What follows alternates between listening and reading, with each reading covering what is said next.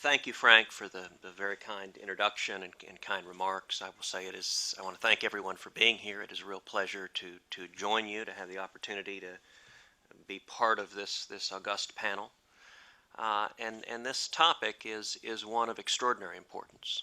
This topic, in my view, the threat of a nuclear Iran presents the gravest national security threat to the United States of America in the world. And, the answer to your question should be blazingly obvious. Of course not.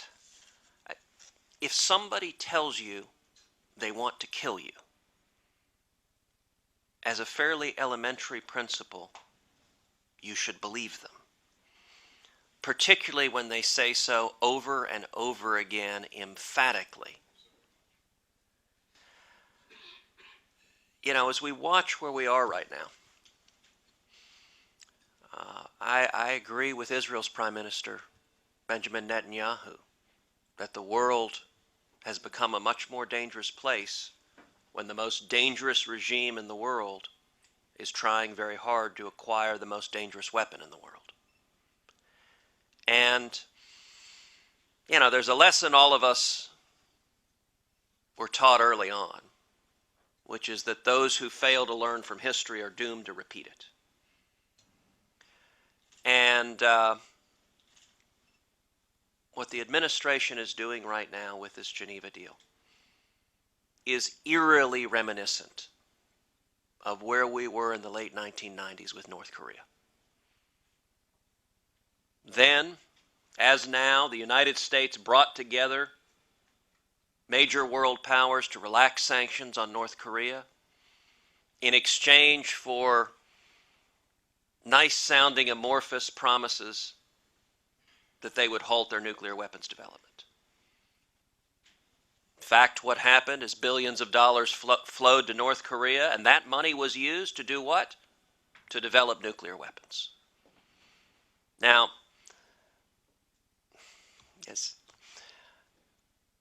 this deal is so disturbingly similar down to the fact that it is being negotiated by the very same people.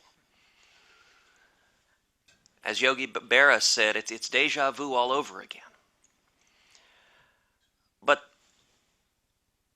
in a significant respect, this is far, far more dangerous than North Korea. Look, none of us is comforted by the fact that North Korea has nuclear weapons.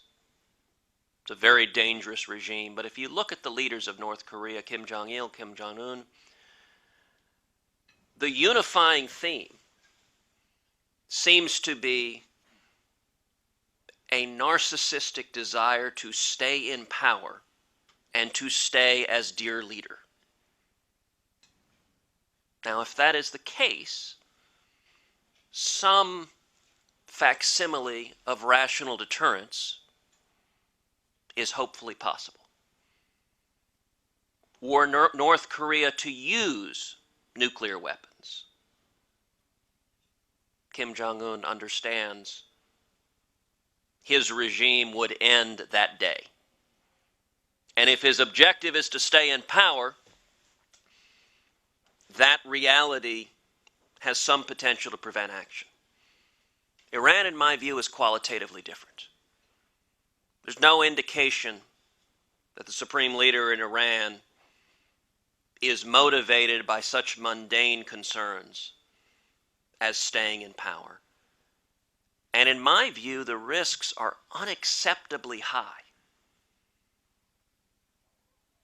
that the day Iran acquired operational nuclear weapons, those weapons might well be used in Tel Aviv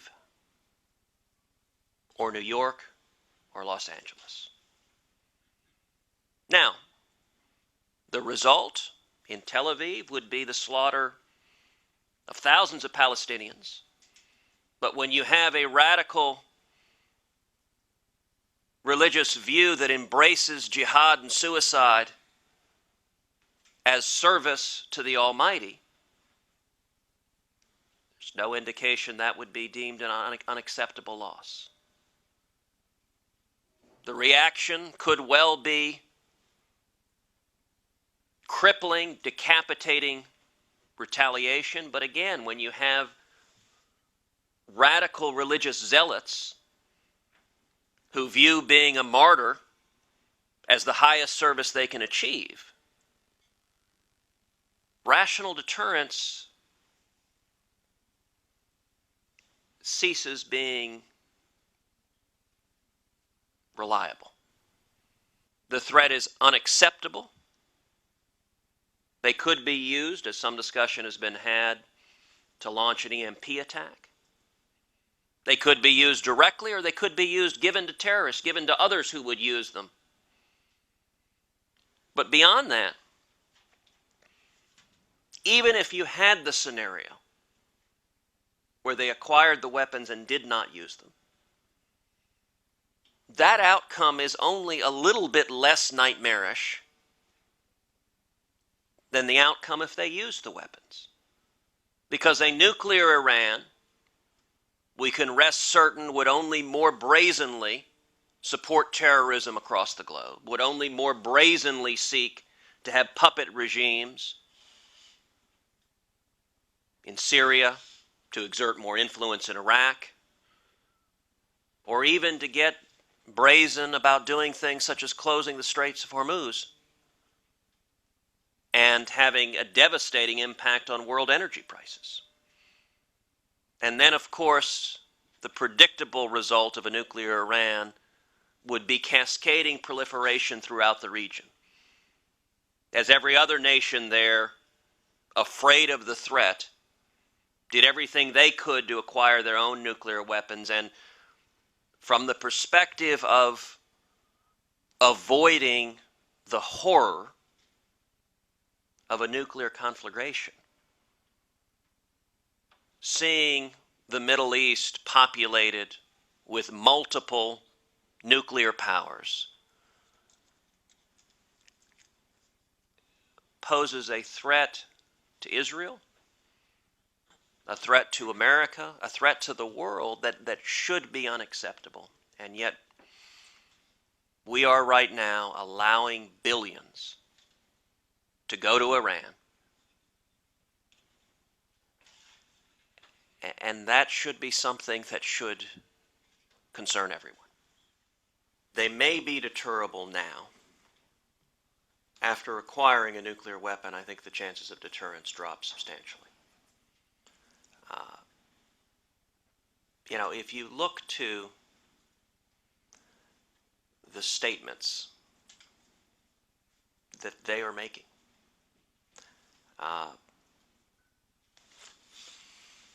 the press has described Rouhani, the new president, as a moderate, because I guess he uses Twitter, so he can't be all bad. If you look at just what they say in their own words, Khamenei, November 20th, 2013, said, quote, "The Zionist regime is a regime whose pillars are extremely shaky and is doomed to collapse. Israelis, quote, should not be called humans." This isn't a decade ago. This is November of 2013. While we are sitting down playing footsie in Geneva, Khamenei also published a photo on Twitter. See, so the supreme leader does Twitter too. He must be very moderate. The photo on Twitter appears to show Israeli soldiers with a German shepherd attacking a Palestinian woman. And superimposed on that is the following quote: "Israel is the sinister, unclean, rabid dog of the region." That's in his own words. He helpfully put it in English. You didn't even have to go to memory to get it translated. They are not hiding their views. Rouhani, the so-called moderate, said the Imam has set long-term goals for the day the occupying Zionist regime is no longer in the region. The formula for this move must be discussed in the government. That's the moderate. The Iranian Ministry of Defense, quote, If once the destruction and demise of occupying Israel was an impossible and unattainable dream, today, thanks to the historic and intelligent actions of Imam Khomeini, it has become possible and is actually in the process of occurring. Ayatollah Hossein Nouri Hamadani, quote, "The enemies are talking about the options they have on the table. They should know that the first option on our table is the annihilation of Israel."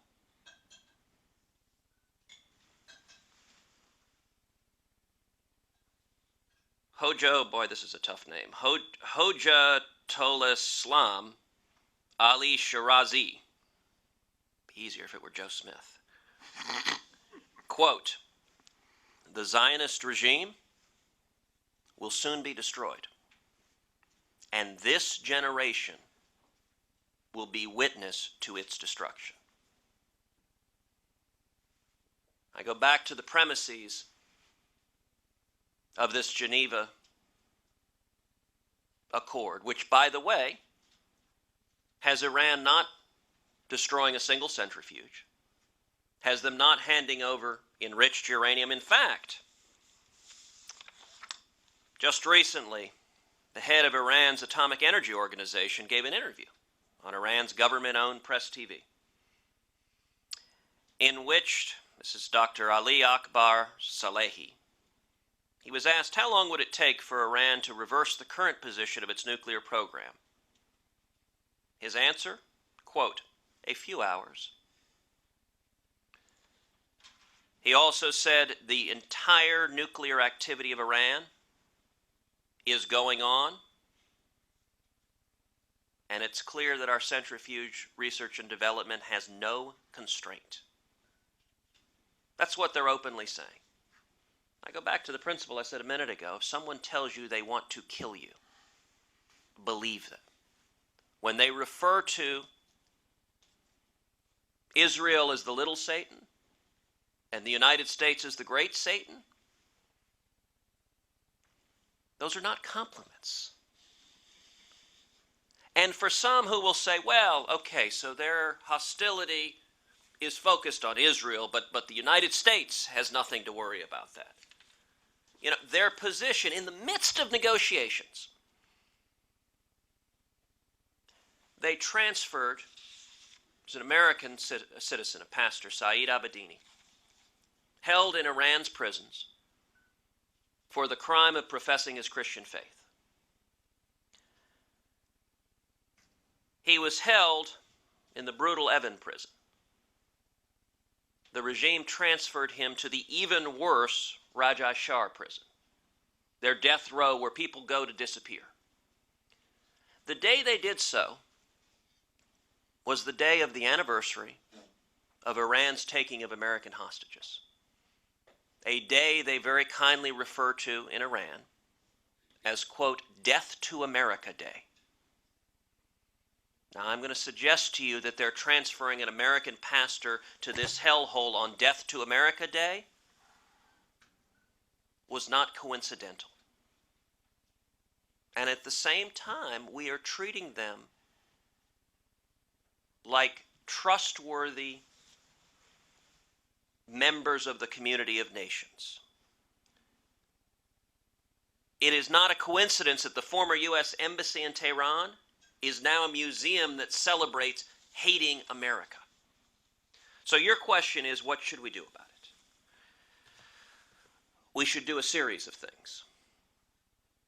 Number one, a responsible president of the United States would stand up and say unequivocally, in terms that allow no confusion, under no circumstances will the nation of Iran be allowed to acquire nuclear weapon capability, and they will either halt now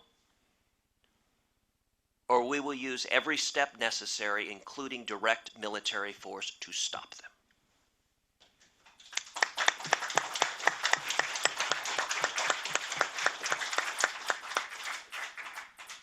That leadership is desperately needed. And right now, that leadership is not there. In the interim, there are a number of other things that can and should be done. Relaxing sanctions, well, I agree with Prime Minister Netanyahu. It is a very, very bad deal and an historic mistake. One of the things we should do immediately is pass the Kirk-Menendez sanctions bill. It speaks volumes that Majority Leader Harry Reid will not let it come to a vote. Just before Christmas, he practically shut down the Senate on the defense authorization bill rather than let it come to a vote. And President Obama used his State of the Union address. He issued one veto threat. In the entire speech, it was a veto threat that if Kirk-Menendez passed, he would veto it. Now, Kirk-Menendez, and I'm an original co-sponsor, simply says that if certain conditions are not met, sanctions should be imposed. Let me be clear. I'm happy to be a co-sponsor of Kirk-Menendez because it moves in the right direction, but we should do a heck of a lot more. What we should do right now is reimpose sanctions immediately and increase sanctions. And Iran can have sanctions removed the instant they dismantle their nuclear program and stop entirely. But when dealing with leaders who display such unmitigated and unmasked hatred and desire to murder us, allowing billions to flow to them is a mistake. And let me note something else. I spend a lot of time, both in Texas and across the country, talking about the value of our strategic alliance and military alliance with the nation of Israel. And it is sometimes characterized that the aid the United States provides to Israel is sometimes characterized as foreign aid, almost like welfare, when I think it could not be further from the truth. You want to talk about military aid that provides an enormous military and national security advantage to the United States of America. The support of Israel does so. And I'll tell you how I often explain it, which is right now the threat to the United States of America from Iran acquiring nuclear weapons capability is devastating. And right now there's very little reason for the mullahs in Iran to fear anything like credible deterrence from the United States of America. And I'll tell you something that gives me a great deal of comfort, which is that if Iran gets too close to acquiring nuclear weapons capability, I have an enormous degree of confidence that Israel will act to protect her right to exist as a Jewish state. And if Israel acts and launches a military attack to take out Iran's nuclear weapons capability, it is difficult to think of an action that would perform a greater service for U.S. national security interests than doing so. Now, to be clear, Israel shouldn't have to act. We should act to protect our own interests and not impose that burden on Israel and not impose the almost certain retaliation and loss of life that would come. But I will say this. If that happens, and I think as a result of this Geneva deal, the odds of Israel being forced to act militarily have increased dramatically. If that happens, we can be certain, as sure as night follows day, that there will be howls of protest and condemnation from Europe, from much of the world, and I fear from the current administration. And I will tell you at that time it will be critically important to speak up in support of Israel's right to exist, to defend herself, and in support of actions taken both defending Israeli national security and U.S. national security. And I can promise you there will be no one speaking more loudly on that point than I will be. Senator, thank you very much. We have time for at least one question. Right here, please identify yourself. This happens to me all the time. It's a room for two Room questions. for two, you've got Great, the thank you. mic. Go ahead. Christina Wong from The Hill. On Iran, Senator Cruz, you mentioned you recommended that we issue a strong presidential statement, pass the Kirk-Menendez sanctions bill, and do, quote, a heck of a lot more. Can you clarify what that more would be? Thank you. Sure. Look, the value of Kirk-Menendez is that it is an overwhelmingly bipartisan bill. And there is value to the president's misguided policy in Iran being repudiated in a bipartisan manner from Capitol Hill. That has value. In my view, it doesn't go nearly far enough. It doesn't reimpose sanctions. It simply provides that they will be reimposed if Iran doesn't meet certain conditions. I think a far more, a policy that would be do far more to protect our national security would be a policy that immediately reimposed sanctions today, and in fact that increased them, but laid out a path to reducing sanctions, which is the complete dismantling of Iran's nuclear program.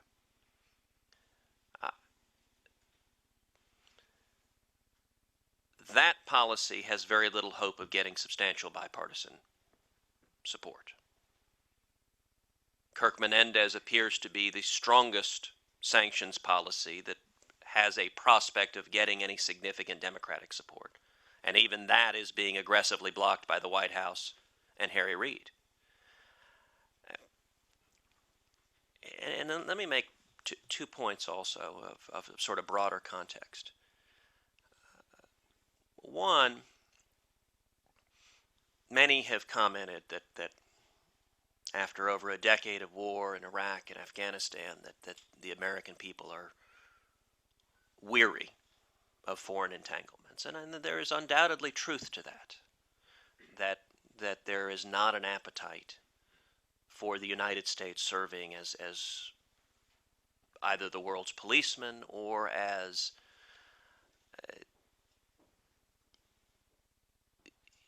a nation engaged in the project of nation building, of producing democratic utopias across the globe. That I think the American people are quite right. That is beyond our capacity and not the role of our military.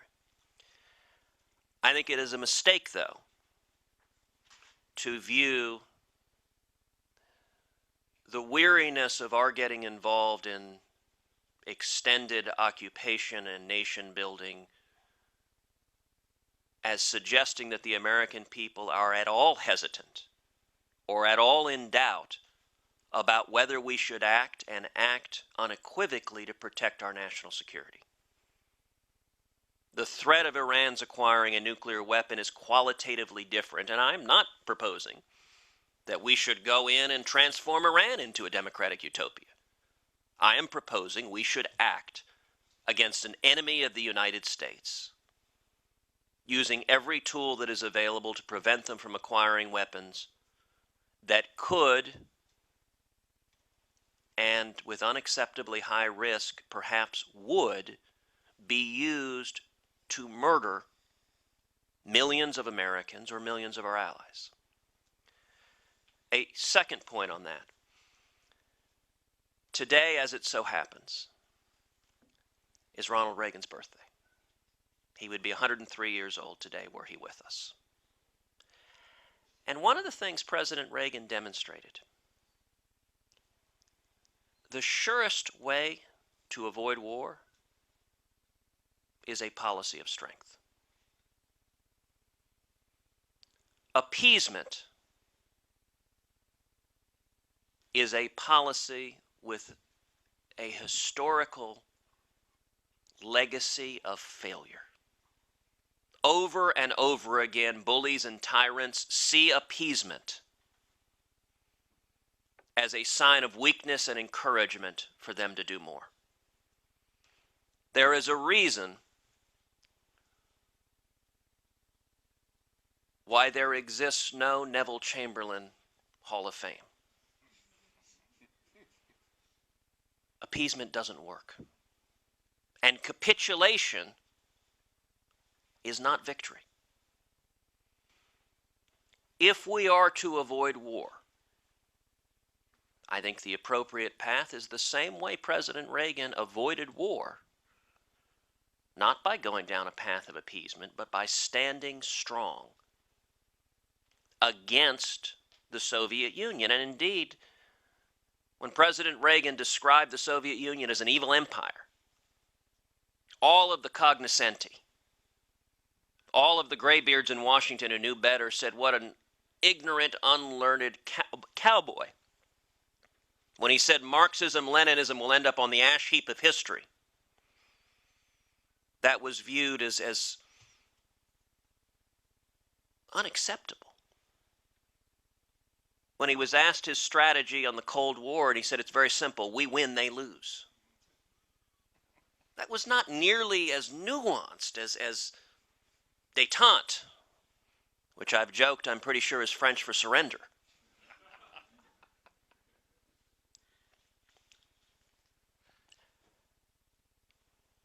When he stood in front of the Brandenburg Gate and said, Mr. Gorbachev, tear down this wall. Those were the most important words uttered by any leader in modern times. Repeatedly, those words were edited out of his remarks, and he wrote them back in by hand. As a result of that leadership, the most extraordinary victory for peace in modern times was won. As Margaret Thatcher put it, he won the Cold War without firing a shot. What an extraordinary demonstration of a policy and an approach that works. Every scenario the day after Iran acquires nuclear weapons is a terrible scenario. The one that has been the heaviest focus has been the unacceptable risk that they would use them. But even if they don't, I mean, we have seen Iran's willingness to be a bully throughout the region, to sponsor terrorism at the state level. And if they make the decision not to use nuclear weapons that they acquire, it is undoubtable that their bullying of the region would only grow more bellicose, more unconstrained. How that would manifest in terms of aggressive state sponsorship of terrorism, either murdering Israelis or murdering Americans. And the Iranians have been quite indiscriminate that killing either one, from their perspective, is an unambiguous good. Or responding directly. I mentioned, for example, closing the Straits of Hormuz. And that would have an enormously dangerous impact on energy prices. If they did so now, the threat of conventional retaliation perhaps limits them from doing so. But if they possess nuclear weapons, we can rest certain they would be far more brazen in their willingness to do so. And let me make a just final point about where we are right now, as an illustration of just how backwards the administration's policy is. As a result of the leadership of the U.S. State Department, billions of dollars are flowing in to Iran as that government is being welcomed back into the community of nations. At the very same time, threats of economic boycotts against Israel are growing. Indeed, some believe with the active encouragement of our own Secretary of State, John Kerry. It's hard to imagine a more through-the-looking-glass scenario than lifting sanctions and allowing billions into Iran while going down the road of encouraging economic boycotts against Israel, our ally and friend. That's entirely backwards. And we should change course.